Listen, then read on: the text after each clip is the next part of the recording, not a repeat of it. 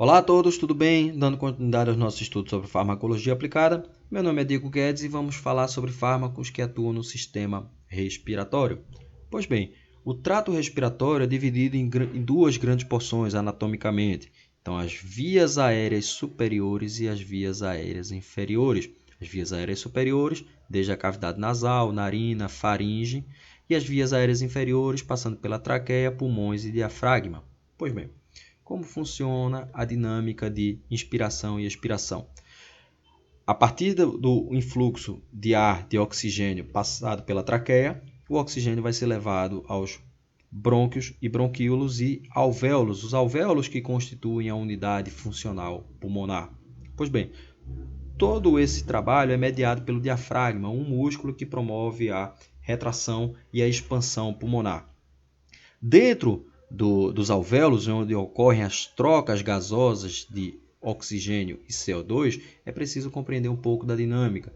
Então, o coração recebe sangue venoso, onde é bombeado para os pulmões. Diferentemente da circulação periférica, nos pulmões as artérias são ricas em CO2, onde há a troca gasosa, e as veias são ricas em oxigênio, que levam sangue oxigenado ao pulmão, ao coração, e esse sangue é bombeado para a circulação periférica através das artérias coronarianas. Pois bem, e há todo esse fluxo. Então, a circulação periférica e a circulação pulmonar.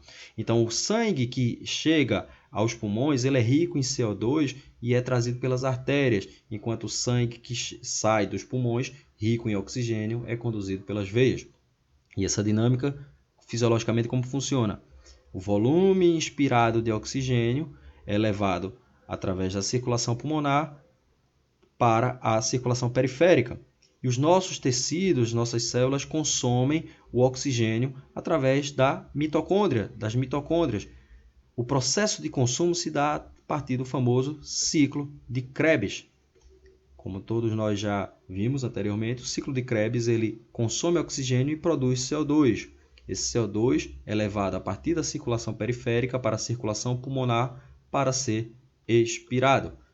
Pois bem, para que nós possamos entender um pouco sobre a fisiopatologia de algumas condições clínicas, a principal delas é a asma. O que significa a asma? A asma é uma doença inflamatória. Ela pode ser desencadeada por fatores externos ou fatores decorrentes da próprio organismo desencadear, a asma crônica. Um desdobramento da asma é a DPOC, doença pulmonar obstrutiva crônica. E o que é a DPOC? É a asma crônica de um paciente associada a uma bronquite crônica, ou seja, uma inflamação crônica dos bronquíolos, mais um enfisema, que é a deterioração dos alvéolos e, com isso, a perda da capacidade funcional de troca de oxigênio. Mas vamos entender a asma.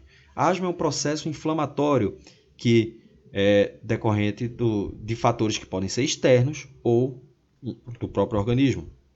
Pois bem, aqui nós temos a cadeia, a cascata inflamatória, que nós temos o ácido araquidônico, que é convertido através das ciclooxigenases e lipoxigenases, por exemplo, e por essa via dos leucotrienos nós temos a vasoconstrição, broncoespasmo e a permeabilidade vascular aumentada. Isso leva a um quadro que o paciente tem uma dispneia. Entendendo sobre a asma um pouco mais, um paciente com a via aérea normal tem um calibre pulmonar, um calibre dos brônquios e bronquíolos que permitem a passagem de ar, um fluxo aumentado de ar. Quando o paciente tem uma asma cronificada, uma asma crônica, ele tem essa diminuição do calibre, ou seja, ele tem uma diminuição do fluxo de ar. Quando o paciente está em crise, ele tem uma diminuição ainda maior desse calibre, desse fluxo de ar, o que leva o paciente à principal manifestação clínica, que é a dispneia, a falta de ar. Pois bem, a asma ela pode ser desencadeada por fatores externos, fatores de contato, é o que a gente chama de asma alérgica, e para isso nós utilizamos os antihistamínicos. Os antihistamínicos agem inibindo, sobretudo, a adesão e a quimiotaxia dos neutrófilos, promovidas pela liberação da histamina. Então, a histamina libera, quando se liga ao seu receptor, libera a mediadores inflamatórios através da quimiotaxia. Pois bem, esses fármacos os antihistamínicos impedem a ligação da histamina e, com isso, desencadear o processo inflamatório. Os fármacos antihistamínicos podem ser de primeira geração ou de segunda geração.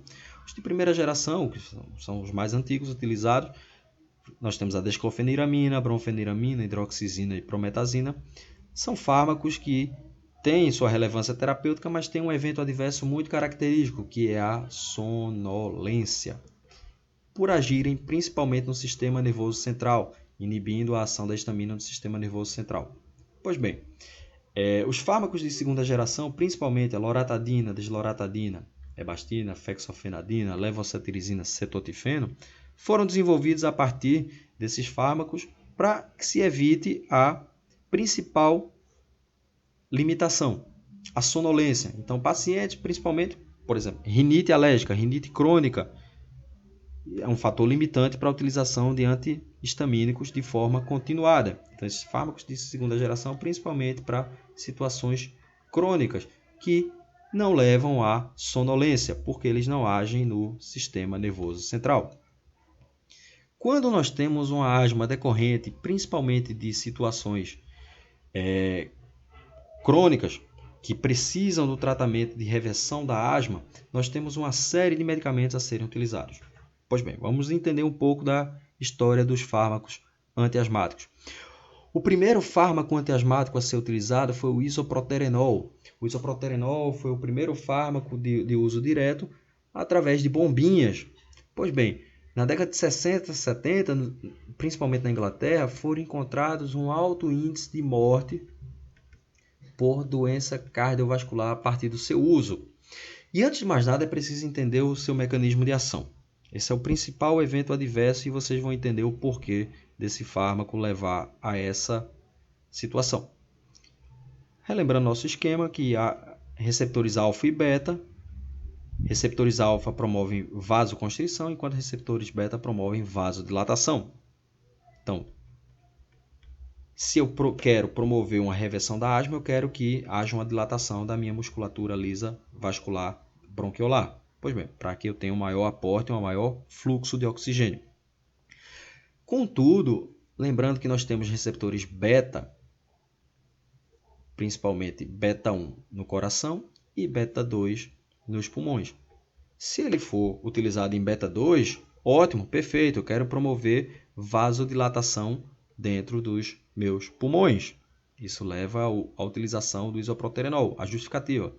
Mas como o isoproterenol não é seletivo, ele também age sobre receptores beta 1 cardíacos. E nós vimos anteriormente que a ativação de beta 1 cardíaco leva a um aumento da frequência cardíaca e um aumento da força de contração. Isso levou a uma série de eventos adversos, morte por doença cardiovascular. Inclusive, vários e vários pacientes, durante muitos e muitos anos, preferiram não ser tratados, pois existia o medo da utilização das bombinhas. Pois bem, foram desenvolvidos anos depois fármacos beta-2 adrenérgicos seletivos para beta-2. Então, agem apenas nos receptores beta-2 pulmonares, principalmente. Nós temos aqui o salbutamol, terbutalina e o fenoterol. O fenoterol a gente conhece como o Berotec, o salbutamol, o Aerolin. Pois bem, esses fármacos são de ação rápida. São fármacos, sobretudo, que nós conhecemos como fármacos de alívio. Fármacos que são utilizados principalmente em crises de asma. Eles vão promover uma broncodilatação. O salmeterol e o formoterol são fármacos desenvolvidos posteriormente, são o que nós chamamos de LABA, beta-adrenérgicos de longa ação. São fármacos que têm duração de aproximadamente 12 horas, utilizados principalmente em situações crônicas, como a asma crônica e o DPOC. E os mais novos fármacos, indacaterol, vilanterol e olodaterol, são fármacos que têm duração de 24 horas são de fármacos considerados como ultra longa ação. Então, são fármacos mais novos, principalmente utilizados para situações mais crônicas, como a própria DPOC.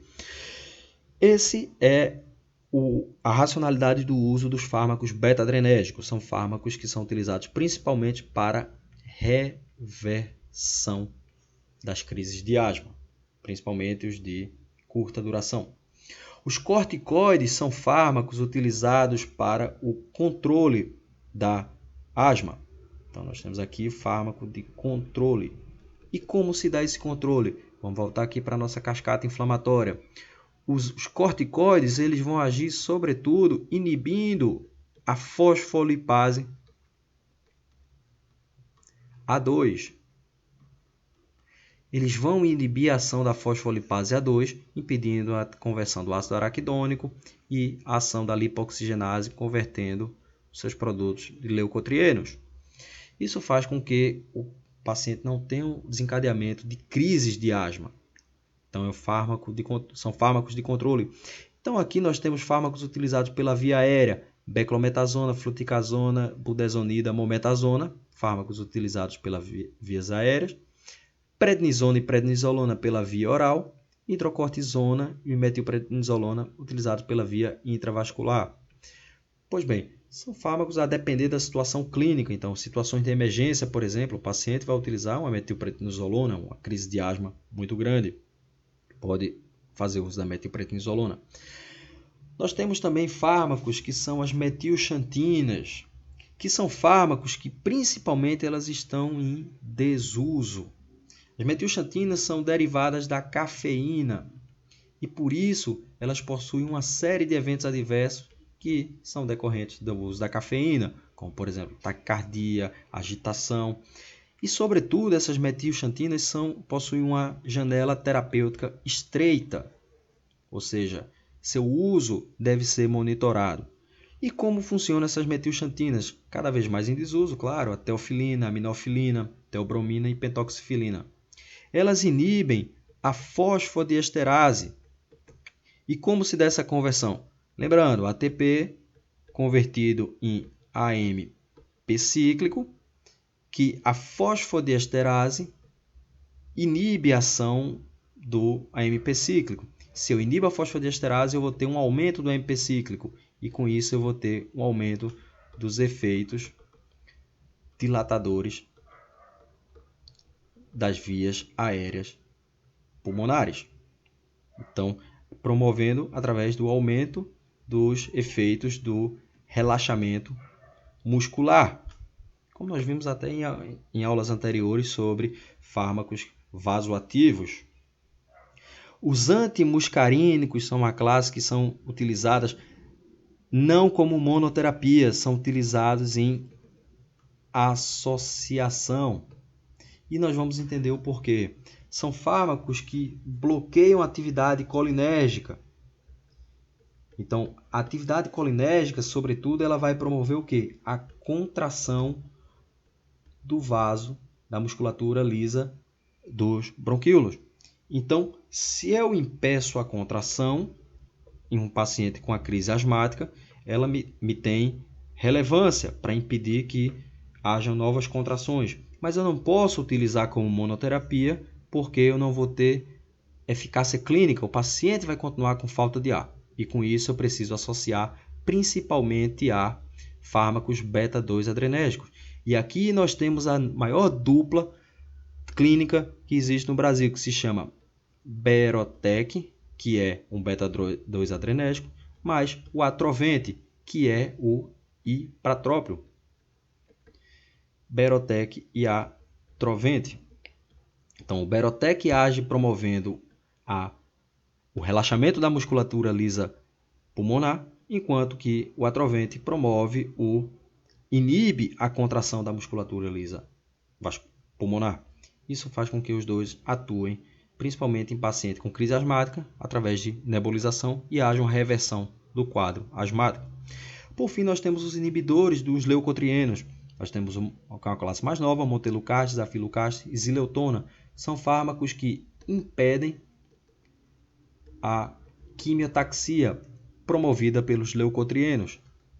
Então, impedem a ação dos leucotrienos através da vasoconstrição, impedindo o broncoespasmo e a permeabilidade vascular. Então, ao inibir os leucotrienos, a ação dos leucotrienos impedem essas condições que levam à asma, à contração bronquiolar. Ok, pessoal? Um grande abraço e tudo de bom!